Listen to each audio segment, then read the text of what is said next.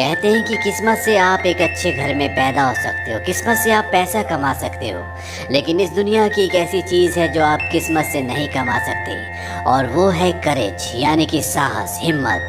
ये हर एक इंसान के अंदर होती है, जो उसे ढूंढनी पड़ती है।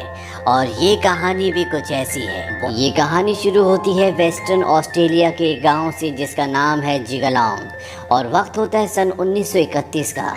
इस गांव में आदिवासी लोग रहते हैं। पिछले 100 साल से गोरे लोग इन आदिवासियों को इनकी ज़मीन को बढ़ाने से रोक रहे हैं, और अब यहाँ पर एक कानून बना है, और इस कानून के हिसाब से जितने भी आदिवासी हैं, इन सब की ज़िंदगी पर वाइट यानी कि गोरे लोगों का हक है। इन आदिवासियों का एक लीगल गार्डियन बनाया जाता है, जिसका नाम है एवो नेविल। वो इन आदिवासियों की ज़िंदगी को किसी भी तरह से कंट्रोल कर सकता है।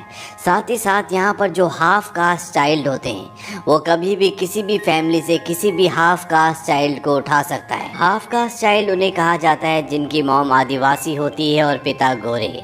ऐसी एक लड़की को दिखाया जाता है जिसका नाम मॉली है। इसकी उम्र अभी मात्र 14 साल है, और ये अपनी मॉम के और अपनी नानी के साथ रहती है। इसके डैड अब इनके साथ नहीं रहते क्योंकि वो फिंस बनाने का काम करते हैं। दरअसल इस वक्त ऑस्ट्रेलिया में हज़ारों मील लंबी फिंस की यानी कि तारों की दीवार बनाई जा रही है, ताकि ईस्ट ऑस्ट्रेलिया से जितने भी खरगोश और दूसरे जानवर हैं वो वेस्ट की तरफ ना आ सके, क्योंकि ये सब के सब फसलों को ख़राब कर देते हैं। अब मौली के कबीले में दिखाया जाता है कि उन्हें 2 पुलिस वाले देख रहे होते हैं। मौली के साथ उसकी एक छोटी बहन भी होती है, जिसकी उम्र अभी मात्र 8 साल है। इसका नाम डेजी होता है। मौली की एक 10 साल की कज़न भी है, जिसका नाम ग्रेसी है, और ये तीनों के तीनों हाफ कास्ट चाइल्ड हैं, यानी कि इनके पिता गोरे थे।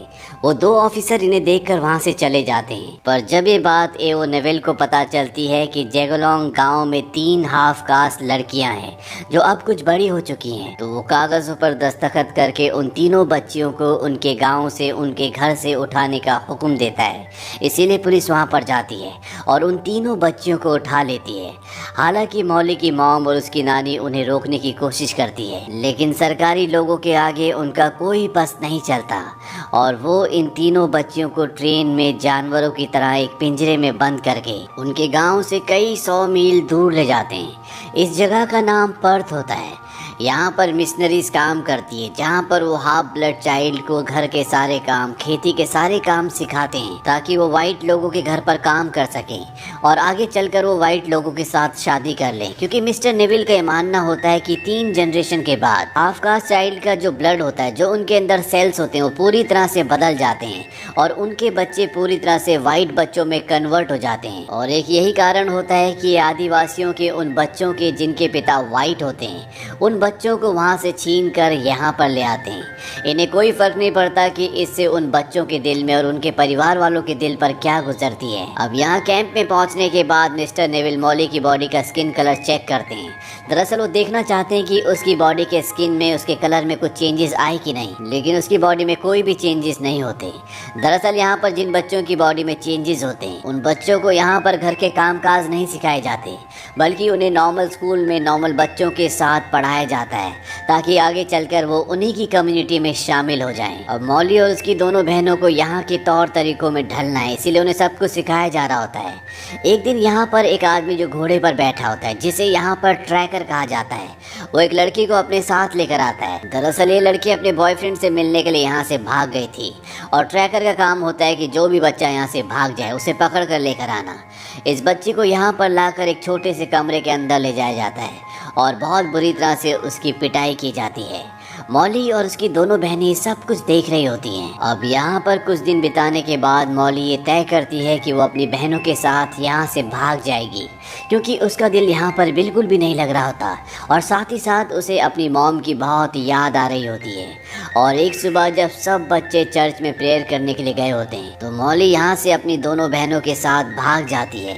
उसे नहीं पता कि उसके घर का रास्ता कहाँ से है, लेकिन वो किसी भी कीमत पर अपने घर पहुँचना चाहती है, जो यहाँ से हजारों किलोमीटर दूर है। दिन भर कैंप में किसी को पता नहीं चलता कि मौली और उसकी दोनों बहनें यहाँ पर नहीं हैं। लेकिन रात को सोने से पहले जब नन अटेंडेंस लेने के लिए आती है तो उसे पता चलता है कि आज पूरे दिन मौली को और उसकी दोनों बहनों को किसी ने भी नहीं देखा। और ये बात ट्रैकर को बताई जाती है। ट्रैकर बच्चों को ढूंढने में बहुत शार्प होता है, वो उनके कदमों के निशान से और अलग अलग निशानियों से पता लगा लेता है कि बच्चे किस तरफ गए होंगे। और उसे कदमों के निशानों से पता चल जाता है कि मौली और उसकी दोनों बहनें किस तरफ गई हैं। इसीलिए वो अपना घोड़ा लेकर जंगल में उनका पीछा करना शुरू कर देता है। वहीं मौली और उसकी बहनों को दिखाया जाता है कि वो लगातार भाग रहे होते हैं, क्योंकि वो किसी भी तरह से इस जगह से निकलकर अपने घर पहुंचना चाहते हैं। इन तीनों को कैंप से निकले हुए आज पूरे 2 दिन हो चुके हैं और ट्रैकर भी लगातार इनका पीछा कर रहा होता है। मौली को पता है कि ट्रैकर उनके पीछे है, इसीलिए जब एक नदी आती है तो मौली अपनी बहन का बैग मांगती है और वो उस बैग को एक झाड़ के ऊपर रख देती है ताकि ट्रैकर को ये लगे कि वो उस तरफ गए हैं। और मौली जानबूझकर पानी के रास्ते आगे बढ़ना शुरू कर देती है ताकि ट्रैकर को उनके पैरों के निशान ना मिले। लेकिन ट्रैकर भी बहुत शातिर होता है, वो उनकी इस चाल को समझ जाता है और वो मौली और उसकी दोनों बहनों के पीछे जाना शुरू करता है।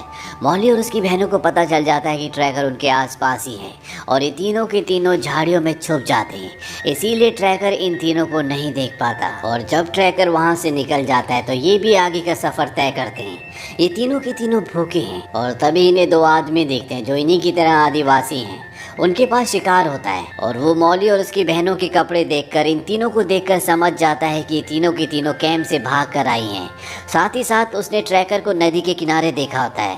वो इन तीनों को बताता है कि वो ट्रैकर बहुत स्मार्ट है, आज तक जो भी कैंप से भागा है उन सबको पकड़ कर वो वापस कैंप में ले गया है। वो इनसे पूछता है कि तुम्हें कहाँ जाना है। मौली कहती कि जिगलौंग। वो कहता है जिगलौंग यहाँ से कई 100 किलोमीटर दूर है, तुम्हारा रास्ता बहुत लंबा है। और इसके बाद वो इन तीनों को खाने के लिए एक मांस का टुकड़ा और साथ ही साथ एक माचिस भी देता है। ये तीनों कई दिनों के बाद खाना खाते हैं। वहीं मिस्टर नेविल को पता चल चुका है कि तीनों बच्चियां कैंप से भाग चुकी हैं और ट्रैकर जो कि उनका पीछा कर रहा था, एक नदी के बाद उसे उनके निशान मिलना बंद हो गए हैं। और ये बात मौली की मॉम को भी पता चल जाती है कि उसकी तीनों बच्चियां कैंप से भाग चुकी है और इस बात से उसे खुशी होती है क्योंकि वो चाहती है कि उसकी दोनों बेटियां और उसकी बहन की जो बेटी है वो तीनों की तीनों जल्द से जल्द घर पहुंच जाएं। हालांकि ये सफ़र बहुत लंबा है। वहीं मौली को दिखाया जाता है कि वे घर के बाहर जहां पर मुर्गियों का दड़बा होता है वो वहां से अंडे चोरी कर रही होती है और तभी उस घर की ओनर आ जाती है। ये एक वाइट लेडी है, पर वो मौली को कुछ नहीं कहती बल्कि उसे और उसकी बहनों को खाना और कपड़े देती है। और जब ये तीनों जा रही होती हैं तो वो लेडी कहती है कि यहाँ के लड़कों से बच के रहना, वो फिन्स के पास रैबिट का शिकार करने के लिए जा रहे हैं। ये सुनने के बाद मौली पूछती है क्या रैबिट प्रूफ फिन्स? वो कहती है कि हाँ। वो पूछती है कि वो कहाँ पर है। वाइट लेडी उसे इशारा करके बताती है कि वो ईस्ट की तरफ है और ये तीनों की तीनों बहनें अब फिन्स की तरफ जाना शुरू कर देती हैं क्योंकि मौली जानती है कि अगर ये तीनों की तीनों फिन्स के सहारे जाएंगे तो ये सीधा इनके गांव जिगलौंग पहुंच जाएंगे। और जब ये तीनों फिन्स तक पहुंचते हैं तो मौली को बहुत खुशी होती है क्योंकि वो जानती है कि यही फिन्स उसके घर तक जाती है जहाँ पर उनकी मॉम उनका इंतज़ार कर रही है। वहीं दूसरी तरफ मिस्टर नेविल को पता चलता है कि 4 दिन पहले इन बच्चियों को फिन्स के पास एक गांव में देखा गया था और वो समझ जाते हैं कि ये फिन्स के जरिए आगे बढ़ रहे हैं, यानी कि फिन्स के सारे अपने घर तक पहुंचना चाहते हैं। और वो मैप देखकर कैलकुलेट करते हैं कि कुछ दिनों के बाद ये तीनों बच्चियां फिन्स के सहारे चलते हुए एक टी पॉइंट पर पहुंचेंगी। इसीलिए वहां पर वो ट्रैकर को और अपने एक और आदमी को तैनात कर देते हैं ताकि जब ये बच्चियां वहां पर पहुंचे तो वो इन्हें पकड़कर वापस कैंप ले आएं। वहीं मौली की सबसे छोटी बहन चलते चलते थक जाती है और वो बैठ जाती है क्योंकि उसके पैर भी छिल चुके होते हैं। लेकिन मौली हार नहीं मानती, वो उसे अपने कंधे पर उठाकर आगे बढ़ना शुरू कर देती है। वो अपनी बहन से कहती है कि ये मत समझना कि घर तक मैं तुम्हें ऐसे ले जाऊंगी, कुछ देर बाद तुम्हें खुद चलना होगा। और जब ये आगे बढ़ते हैं तो उन्हें गोरा आदमी दिखता है जो वहाँ पर टेंट लगाकर बैठा होता है। ये एक अच्छा इंसान होता है, ये इन तीनों को खाने के लिए देता है और पूछता है क्या तुम वेस्ट जा रही हो? मौली कहता है कि नहीं, हम नॉर्थ जा रहे हैं। वो आदमी बताता है कि ये फिन्स जिनके सहारे तुम जा रहे हो ये वेस्ट की तरफ जाती हैं और मौली और उसकी बहनें समझ जाती हैं कि ये गलत रास्ते पर हैं। मौली उस आदमी से पूछती है क्या यहाँ पर 2 रैबिट प्रूफ फिंस हैं। वो कहता है 2 नहीं 3, और अगर तुम्हें नॉर्थ फिंस तक जाना है तो जिस रास्ते से तुम जा रही हो ये बहुत लंबा रास्ता है। वो इन्हें एक शॉर्टकट रास्ता बताता है। वो कहता है कि अगर तुम ऐसे जाओगी तो कम से कम 100 मील तुम्हें कम पड़ेगा, और इसीलिए तीनों की तीनों अब उसी रास्ते से आगे बढ़ना शुरू करती हैं। और कुछ और दिन चलने के बाद इन्हें रास्ते में एक घर दिखाई देता है जहाँ पर एक औरत कपड़े सुखा रही होती है। ये भी हाफ कास्ट ब्लड होती है जिस तरह से मौली है। मौली उसे अपने पास बुलाती है। वो लेडी इन तीनों को देखकर पहचान जाती है क्योंकि इनकी खबर न्यूज़पेपर में छप चुकी होती है। वो कहती है कि तुम यहाँ तक कैसे पहुँची। मौली कहती है वॉक करते हुए। ये बात सुनकर वो हैरान हो जाती है। वो कहती है कि कभी मैं भी उस कैंप में थी, लेकिन भागने से हमेशा डरती थी। मैं कभी वहाँ से भाग नहीं पाई। कैंप यहाँ से 800 मील दूर है। तुम तीनों 800 मील पैदल चल कर आए हो। इतना दूर आज तक कभी कोई नहीं पहुँच पाया। वो कहती है कि आज रात को तुम मेरे साथ रुक सकती हो, कल सुबह यहाँ से निकल जाना।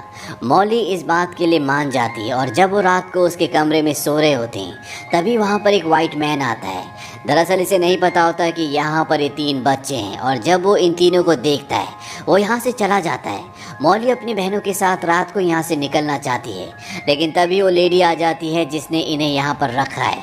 वो कहती है कि तुम्हें जाने की ज़रूरत नहीं है, वो किसी को कुछ नहीं कहेगा। मौली उसकी बात मान जाती है, लेकिन कुछ ही देर बाद इन तीनों को गाड़ी की आवाज़ सुनाई देती है। मौली समझ जाती है कि इन्हें पकड़ने के लिए यहाँ पर लोग आ चुके हैं, इसीलिए वो अपनी दोनों छोटी बहनों को लेकर घर के पीछे झाड़ियाँ होती है वहाँ पर छुप जाती है, और साथ ही साथ अपने पैरों के निशान भी मिटा देती है। यहाँ पर ट्रैकर और वो लोग आते हैं जो इन तीनों को ढूंढ रहे हैं, लेकिन अंधेरा होने की वजह से वो इनके निशानों को नहीं देख पाते। वो कहते हैं कि कल सुबह हम उन्हें ट्रैक करेंगे। अगली सुबह ट्रैकर यहाँ पर आता है और वो देखता है कि वहाँ पर पत्तों के घिसटने के निशान होते हैं। वो समझ जाता है कि इससे मौली ने अपने पैरों के निशान मिटाए थे, इसीलिए रात को उन्हें वो निशान नहीं दिखे। लेकिन मौली और उसकी दोनों बहनें रात को यहाँ से निकल चुके थे, इसीलिए वो अब ट्रैकर से बहुत दूर हैं।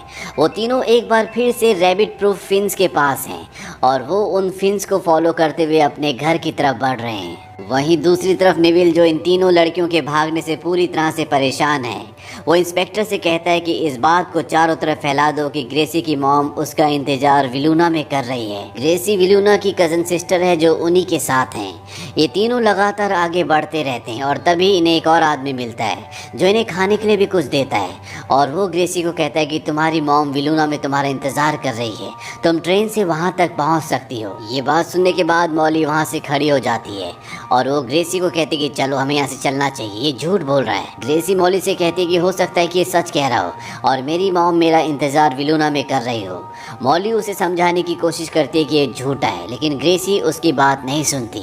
मौली अपनी बहन को कंधे पर रखकर आगे निकल जाती है, और ग्रेसी वहीं उस आदमी के साथ रुक जाती है। वहीं मौली, जो अपनी बहन डेजी के साथ आगे निकल गई थी, उसे एहसास होता है कि उसे ग्रेसी को भी साथ लाना चाहिए था, और वो वापस आती है। वो छुपकर एक जगह देखती है कि ग्रेसी एक रेलवे स्टेशन पर बैठी है, जहाँ से वो ट्रेन पकड़कर विलूना जाएगी। मौली जहाँ पर छुपी होती है वहाँ से वो ग्रेसी को सीटी बजाकर इशारा करती है। ग्रेसी उसे देख लेती है, और जब वो उनकी तरफ बढ़ रही होती है तभी वहाँ पर नेविल का एक आदमी आता है, और उसके साथ वो आदमी भी होता है जिसने ग्रेसी को ये कहा था कि उसकी मॉम विलूना में उसका इंतज़ार कर रही है। दरअसल उसने कुछ पैसों के लालच में उसे ऐसा कहा था, और अब एक बार फिर से ग्रेसी को पकड़ लिया गया है। मौली और उसकी छोटी बहन डेजी ग्रेसी को गाड़ी में जाते हुए देखते हैं, लेकिन वो कुछ नहीं कर सकते क्योंकि वो बहुत छोटे हैं। और अब मौली और उसकी छोटी बहन डेजी अपने घर की तरफ बढ़ना शुरू कर देते हैं।